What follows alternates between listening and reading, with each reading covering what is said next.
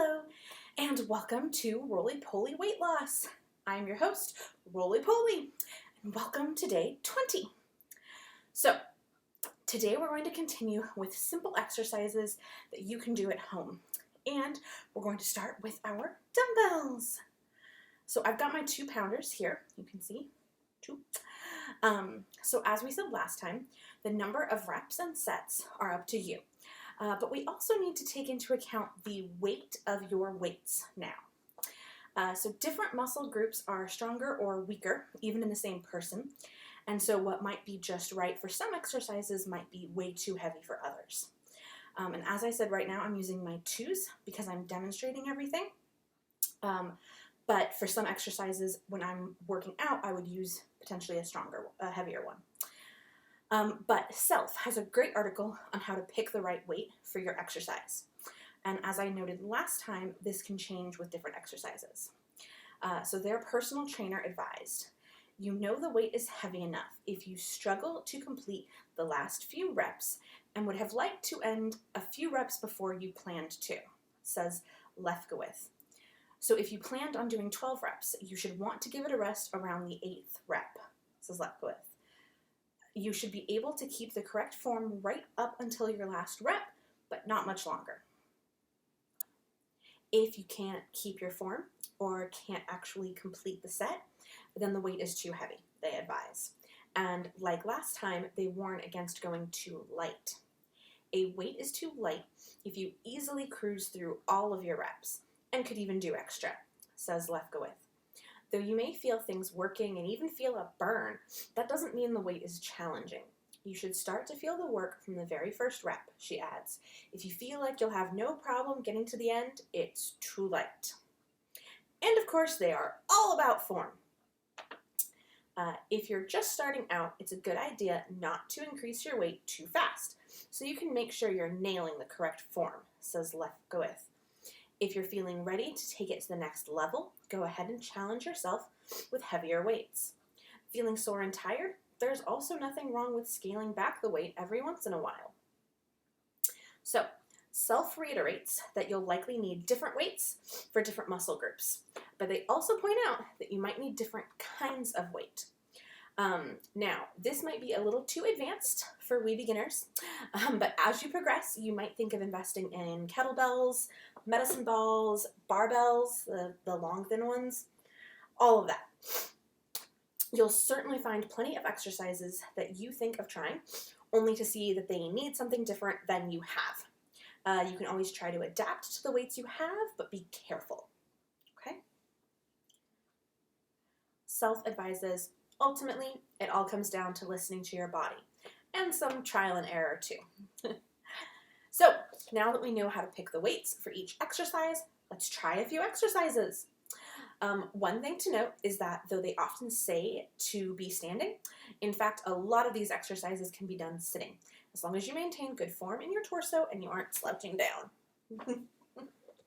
So, Very Well Fit has an article on seated workouts specifically for people who are overweight, and they give some advice about form. Choose a chair that allows you to keep your knees at 90 degrees when seated. Sit up tall during each exercise and use your abs to maintain good posture. Now, if you're like me, you will have discovered in your house that you have some chairs that are the teensiest bit too high for a perfect 90 degrees. My heels are not touching the ground.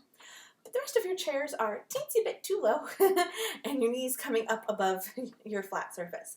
So you might have to kind of lesser of two evils that. But whichever exercise you're trying, make sure that your chair form is on point. Now, on to the actual exercises. Men's Health has a great article of exercises for beginners to do at home. We'll start with the shoulder press. They recommend to do it standing, but as I said, it can also be done seated. So, come on, dumbbells. Stand holding 2 dumbbells at shoulder height with an overhand grip, palms facing forwards. Ensure your elbows are in front of the bar and don't flare out to the sides. Okay. Press the weights up above your head until your arms are fully extended. Return slowly to the start position.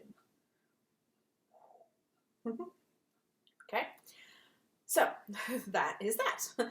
Relatively simple. So next we'll try the lateral raise. Again, standing or sitting.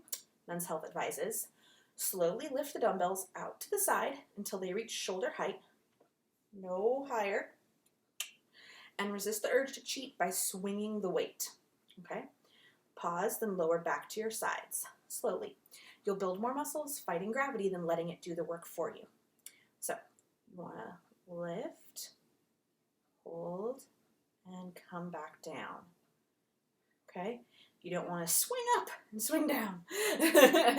When you swing up, you can go up above the shoulder, like we said.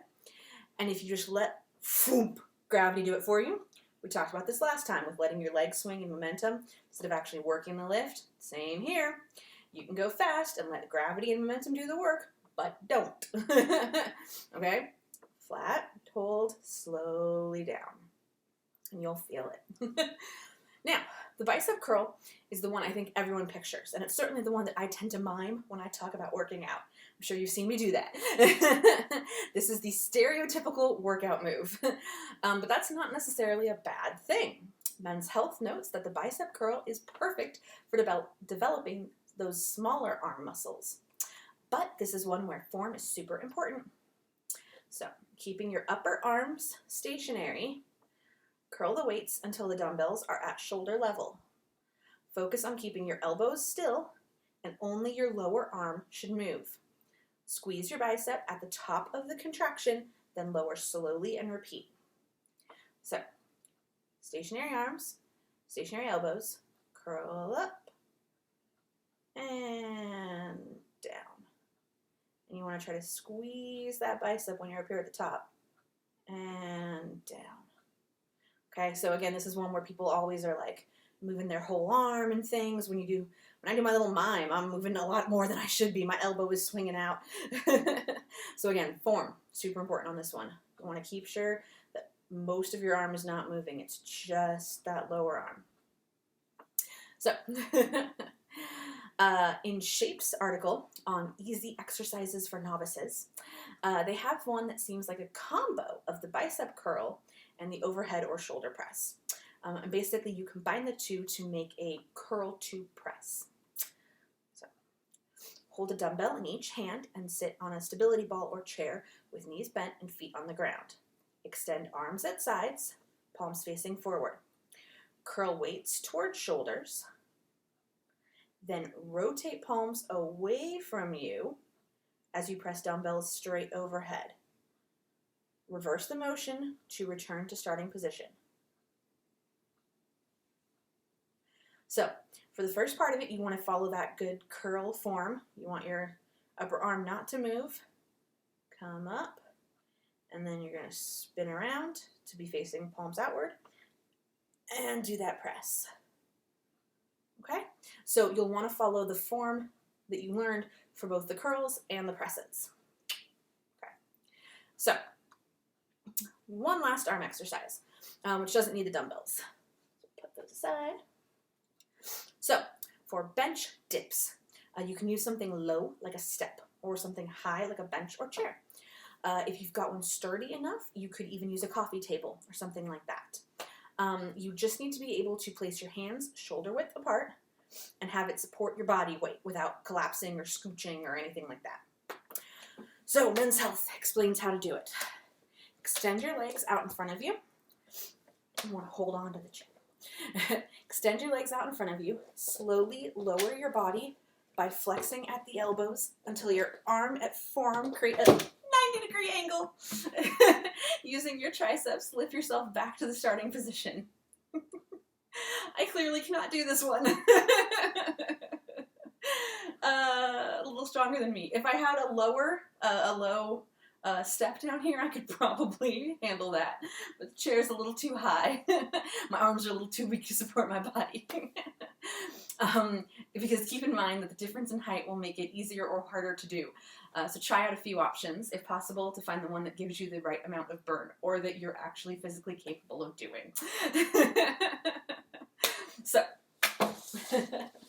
hopefully, you have a little better luck with that one than me. I think I'm going to stick with some bicep curls and things until I have a little more strength to get that one down. Now, with arms covered, let's switch gears to legs for a few minutes. Very Well Fit suggests a seated ball tap. Now, this theoretically requires a medicine ball, but you can improvise. Any other kind of large ball you have laying around, like a basketball, volleyball, soccer ball, that kind of thing, would be a comparable size. For things where you need the weight, they won't work. But for this exercise, anything around this size, they're fine. Now, you could also use a low tub box, even a step, for this one. If you can drag your chair to a staircase, that'll also work. But I actually have a medicine ball, so I'm going to use that. So,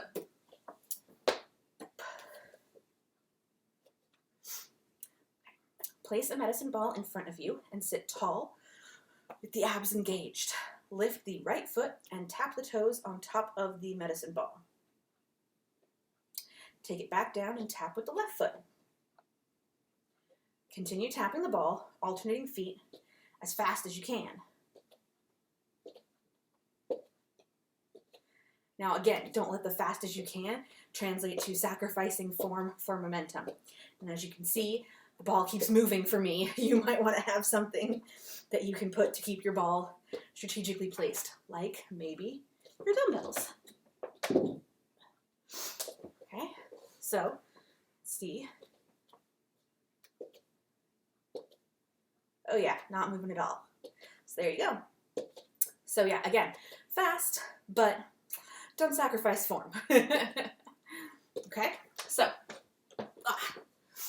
another one that they recommend is the chest squeeze with medicine ball. And again, pretty much any ball around this size will work. You sit up, back straight, abs tucked, and then hold a medicine ball or any other type of ball at chest level and squeeze the ball to contract the chest.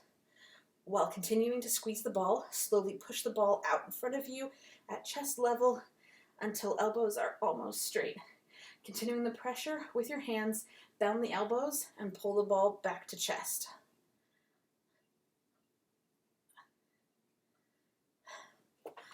Whew. I can feel the burn on that one. So, it's not the weight per se, it's the ability to squeeze. That's why other balls work. And you're trying to squeeze in so that you're working those muscles while you're also going out. So you're working different muscles going different directions. Okay, so putting the medicine ball aside, there are a few more seated exercises we can do. The first is leg extensions. And for those, you don't need anything but the chair. Sit tall with feet flat on the floor and knees together. Squeeze the quads to straighten the right leg, foot flexed. Bend the knee to lower the foot, lightly touching the floor. Okay? And you'll do a set with just one leg. So 1, 2, however many you do. And you don't want to be pointing your foot. You want to be flexed. Okay? And then when you finish that, switch sides. Now, if you want, this is one where you can also add ankle weights to increase the intensity if you're having to lift that weight, not just your foot. Okay? So it seems simple, but I can definitely feel it. And you might also want to try back and forth slides. Very Well Fit suggests using a paper plate, but pretty much anything that slides will work. Pieces of paper, a small rug, an old shirt, anything that slides on your floor. If you've got a thick carpet, you might find this one a little tricky. So see if you can get somewhere that the floor is a little more slick. And I'm just going to use paper. Some sheets of paper here. Okay. So they explain. Sit tall and place the paper plates under each foot. Push onto the right plate and slide the foot forward. Slide the foot back, pressing onto the plate to activate the hamstrings while sliding the left foot forward. Okay.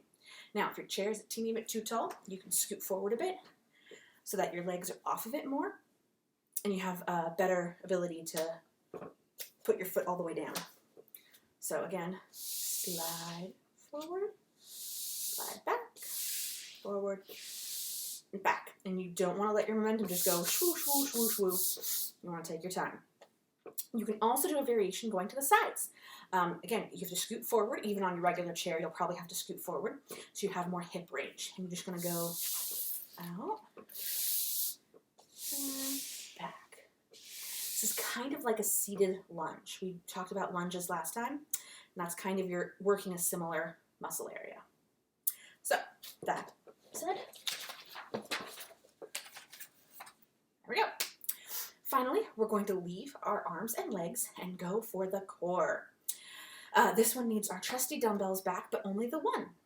And this is also an exercise where you'll likely increase the weight since there is only one.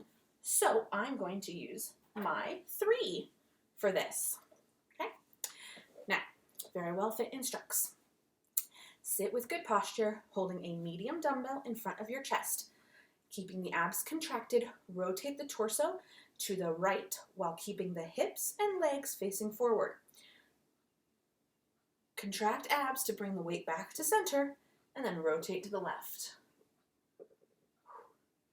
Now, this is one where, again, form is important. You don't want to twist your hips and knees or your shoulders, just your abs. You're trying to isolate that chunk instead of tweaking your other joints around. Okay? Now, this is also one where you might find that putting the weight up higher or lower can change the intensity, but when you do that, you don't want to shift what you're moving. You're still moving your core. Okay?